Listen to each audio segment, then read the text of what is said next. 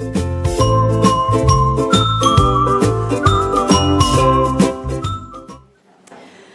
am Zara Harrington and I'm the head of primary at Wellington International School, and this morning myself and my colleagues, Jennifer Dell, my head of EYFS, and Lorraine Wigston, one of my F1 teachers, are going to talk about higher order thinking and questioning skills, but using art.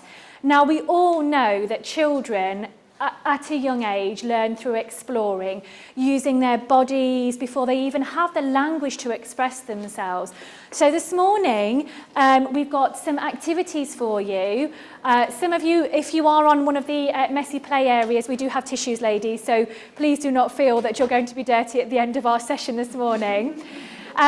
So we've got a little bit of talking to start off with. We then got an activity. We've got iPads, we've got drawing, and we've got a messy play. And then we're going to pull it back together and show you a short video of what it looks like at Wellington International School, because it's always quite useful at these conferences to see what people are doing, but actually what's it going to look like in a setting? What does it look like with 3-year-olds? And we have a 4-form entry at Wellington, so we have 88 3-year-olds that this applies to, and you'll see them very shortly on a video and what it looks like for us.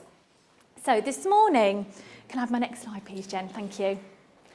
So the art stimulus. Now, interestingly, I know that as educators we focus a huge amount on the academia, the reading, the phonics, the mathematics, but even before they are done, sorry, can we? Don't want to distract from the noise.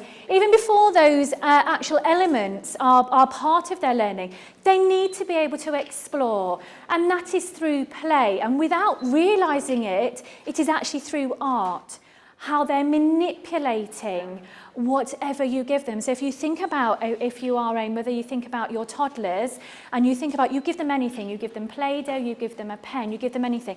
They're going to use it in all kinds of ways, probably not quite the right way, because they're exploring how to use those tools. And we give them that opportunity to explore. And that's where the art and the creativity come in, and then the thinking and the questioning. And our job as educators is to think about those questions to ensure that we are asking the right question at the right time to ensure that progress is always made. Now, attitudes. Now that's a very important thing. I've often heard in my career that they just play when they're little. They just play. Yes, they do, but playing is learning. And learning is fun, and that is the biggest part of your development, because without that opportunity to play when they're younger, it doesn't matter what stage of reading they're at or where they are with their writing or what mathematical knowledge they have. Without that playing when they're younger, that exploration of all of the materials that you give them, we're not going to be able to make that progress. So the most valuable attitude we can adopt with the children is exploration, exploring, giving them time, letting them manipulate all of the materials, letting them paint everywhere, possibly not necessarily always on the paper. It sometimes ends up on the arms or on the clothes or on the feet, or letting them explore. Touching, feeling, exploration is the biggest key. Now, creativity. To find a child without creativity, I don't think is absolutely possible. I just don't think it is. Every single child has the most amazing creativity in them, exuding from them. The excitement of a Play-Doh or a kitchen or a till, they make it into all kinds of imaginative play. That part of the creativity is essential when you're applying that to the thinking skills moving forward. Now, interestingly, we as adults, we probably, without realising it, say to a child they've got a till, but actually the till to them is a space control command centre. It is actually a telephone. To us as adults, it's a till, and we can't see that sometimes when we're looking at it. It's just a till. A till has the money in and we're going to count change. The child doesn't want to do that with that till. They want to have the opportunity to make it whatever they want.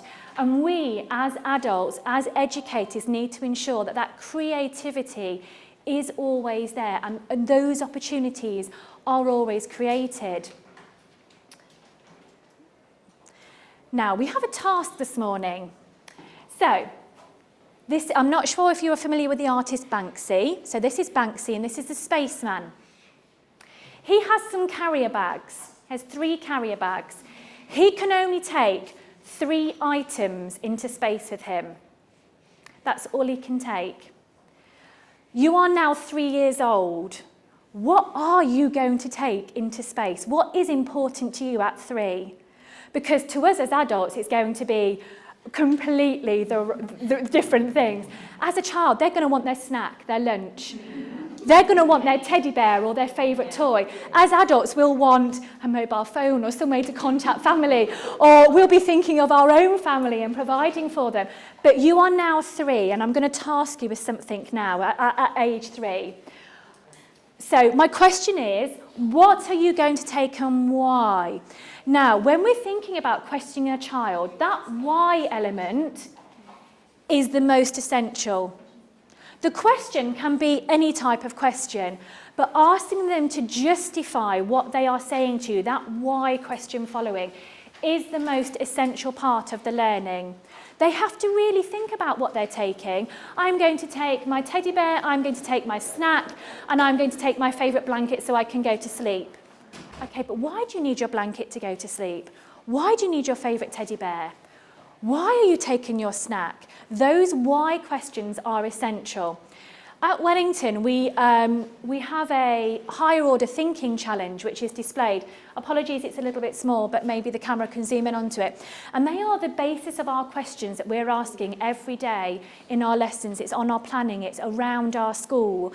Those higher order thinking questions that really get those children talking, and it's all about talking with their partner. That opportunity of, you're taking your 3, I'm taking my blanket, my teddy bear, and my snack. Talk to your partner, tell them why you're taking it, that element of why. Now, this morning, you have a little challenge. My wonderful assistants are going to come around, but if you have an iPad on your tables, you're just going to need to listen to me. So that's these 2 tables at the front. The creativity table is at you, Jen, so you're going to go in with your table. And Lorraine, you get the messy play just over there. Please, if you're stood around and not near a table, just wander around them, that's absolutely fine. You have an iPad and it's asking you to enter your name. So even if you're sharing or whatever, enter somebody's name.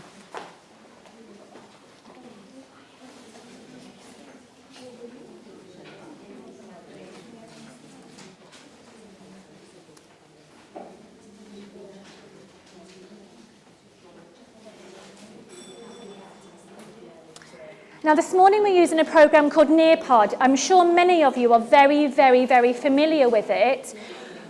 At Wellington, we do actually use it with our 3-year-olds, and it's a very good way of integrating technology into their learning. The presentation this morning is clearly not for 3-year-olds because I've done some explanation on there for you. However, the activities that I ask you to do is what we use in our Foundation 1 classrooms in pairs with the children with the iPads. Now, this is a very good tool when you're teaching,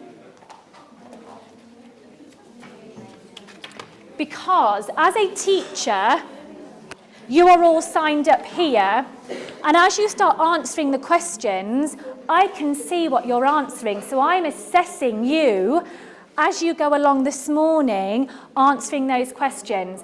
And you will only see the next slide when I am ready as the teacher to take you on to that next stage. So we've got a couple of would you rather questions.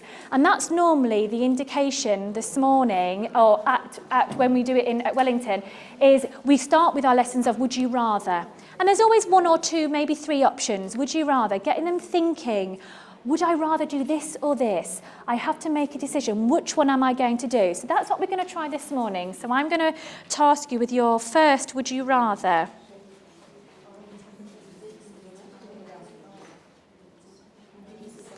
So the question appears on your screen and you're just going to type in the answer. It's a multiple choice. It's not coming on my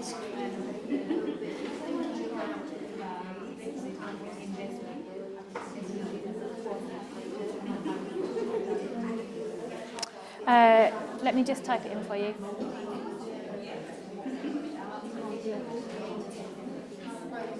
There we go.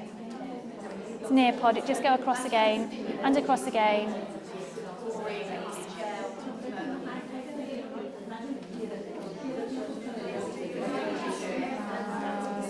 There it is. Just one question. Okay.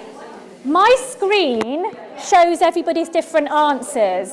So it was a very good discussion point to say, okay, I have someone saying A. Why are you saying that? And that's a very good way of getting the little ones to talk across. Sometimes 3-year-olds are very shy, especially if they're speaking in a language that they may not speak at home, and getting their encouragement to do that. So this is what I see as a teacher, and as you can see on your screen, you've just got a thank you. It means that you've done it. Okay, the next question I've got for you.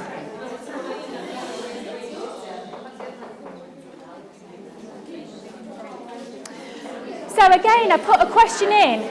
How did you decide that? What made you think that was the right choice?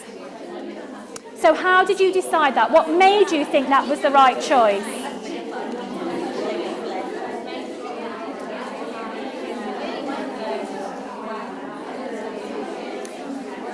You now have a new question to answer.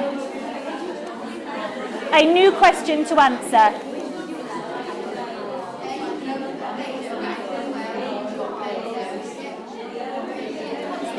Nearpod.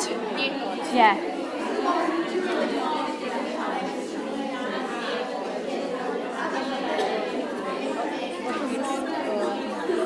So this is a question. So what would you rather happen?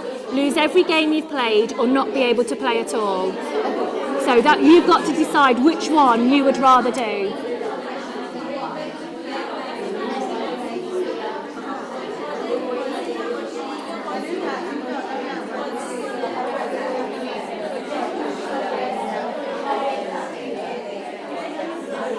The last one I've done is the activity for the morning, and this is what we use for the 3-year-olds. So I've given you a picture on your iPad, and I'm now going to ask you the question, what 3 items would you take with you? You have to draw them on the iPad, and as a teacher, I can see them on here. So you draw them on the iPad, you send them to me, and I can have that discussion with you on here. So would you like to draw the 3 items you would take into space?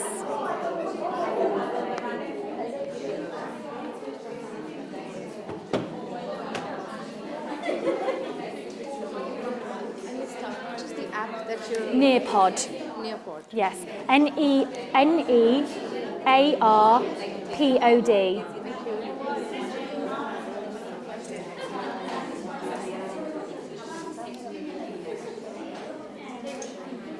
My daughter would take the teddy as well. Absolutely, every time.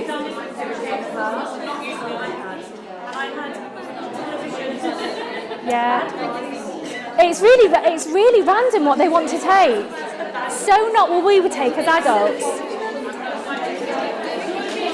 You're still thinking that we are 3, yeah? Yeah, absolutely.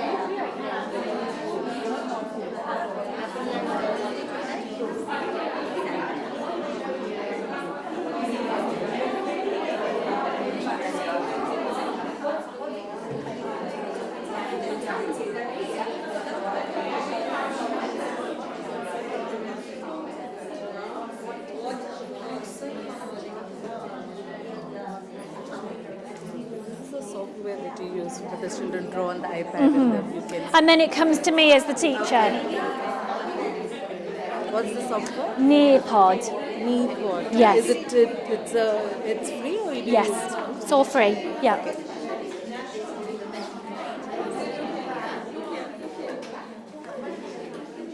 I just need one word putting on this, and that's Nearpod. It's the app that we're using, and everyone's asking me what the name is. So when we're doing this, I would like Nearpod somewhere written, quite big. I'll write it down for you if you want. That's the app. Yeah.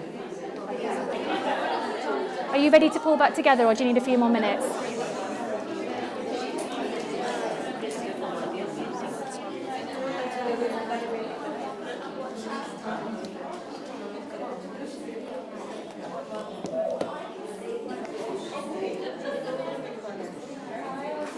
So as you can see, as a teacher, I would see everybody's items.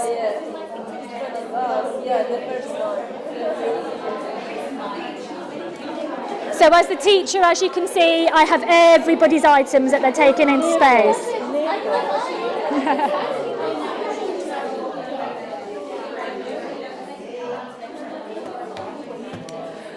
Okay, if I could pull you back together.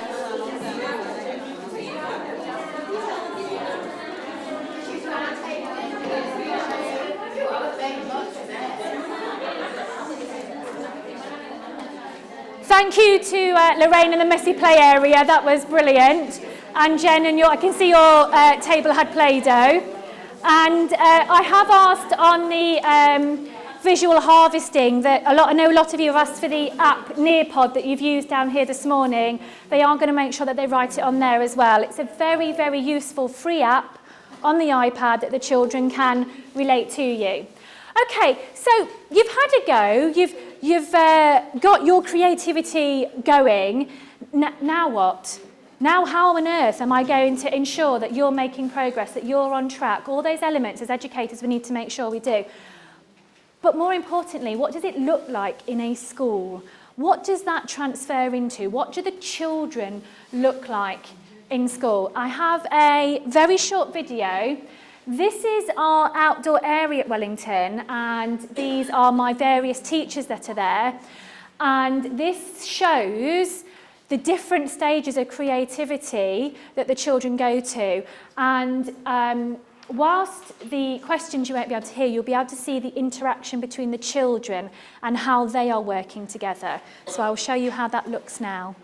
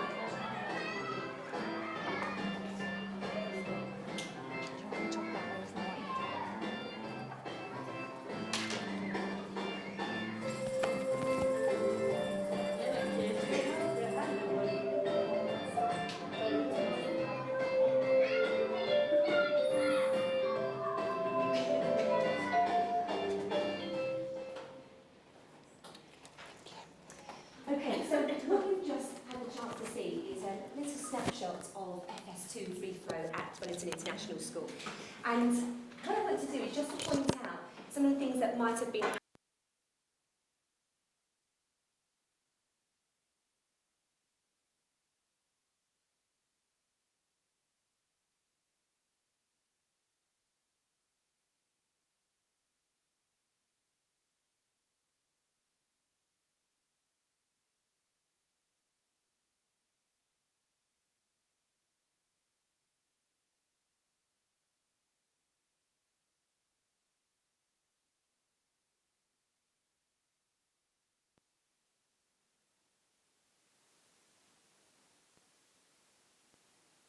then they would have asked them a question, a what if type question or a would you rather type question. We really like those, especially for our younger children. They can really relate to those, and it's within their reach, they're able to answer it effectively. And then what the adult would have done is she would have set up that activity and let the children carry out independent play for probably around 5 minutes or so before she started to kind of intervene after she's done her observations. And then, this is where the higher order thinking comes from. So we allow the children the independence to complete their task however they want. And we're thinking about the characteristics of learning, which suggests that each child is an individual learner, each child prefers to learn in a particular way. So they carry out the activity however they want to do it, and we wouldn't actually direct them with that. Then what the adult would do is they would come in with a set of questions. Now, they're usually in the adult's head. We've got this for you today. I know that lots of you are taking photos, and please, if you haven't already, please feel free to take a photo before you leave. So our adults would say, oh, I can see that you've made something really interesting there. Tell me more about that. And then they would ask questions such as, I wonder what would happen if you did this. I wonder why you've chosen to take those 3 things to the moon. How are you going to get them to the moon? What if you lost your teddy bear on the moon after you've taken it with you? All of those type of questions. How would you feel? Now, we also encourage our children to speak to their tour partners quite a lot. So the adults really are the facilitators here, and they are popping in and popping out as and when they need. But the higher order thinking is at the heart of our practice, and it's what helps to move the children's learning forward. Okay, so I know we've given you lots of information today, and you're probably thinking, where on earth did we sort of get this from? There's actually, which you can get on the internet, which is it's a booklet, it's a independent study that was done by Strand-Mills University College, titled Thinking Skills in the Early Years, a Guide for the Practitioners. And it really is very useful. If you're dipping your toe in for the first time into thinking skills, into creativity, into those higher order level skills, it's a really good read, a very small one, only 60 pages, but a very, very useful read as well. It was done by an independent university. It was actually in Ireland it was done, and it actually goes through step by step of, as a practitioner, what you would need to do, what environment you would need to create, what training the staff would need, then what resources you may need to enable those. And to be honest, you need very little. As you've seen today, you've got pictures of our children doing that with very few resources. It doesn't take a huge amount to promote a higher order thinking skill or a higher order any type of skill. It is about your questioning, the why and the would you rather. And that's really our key message from this morning. The would you rather and the opportunity to talk about it, and then following on by the why. Now this morning we've put on your tables some rather strange looking pinky red bags. In there we've made you some Play-Doh. And your final task of this morning is on your handout. I would like you to create something with your Play-Doh. Whatever you wish to create. Now the Play-Doh is a liquid essence with some glitter in, so it's absolutely fine for the children to use, and it's homemade. We made that last night. Last night it was made. I've made Play-Doh regularly, and I'm sure if you do that in your schools as well, it will happen. So your task, the final task this morning is to make something with your Play-Doh.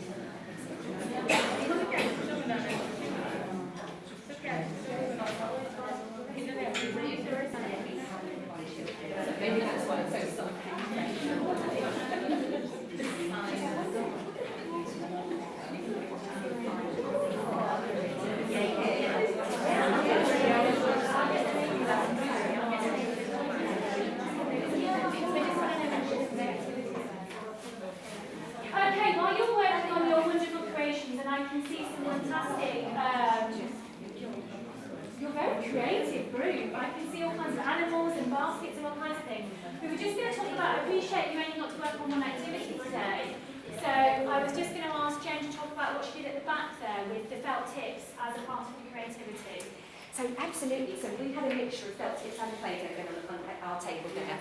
And we had lots of very interesting creations. So a lot of the designs that we get from the children, we have to actually ask them to interpret their designs.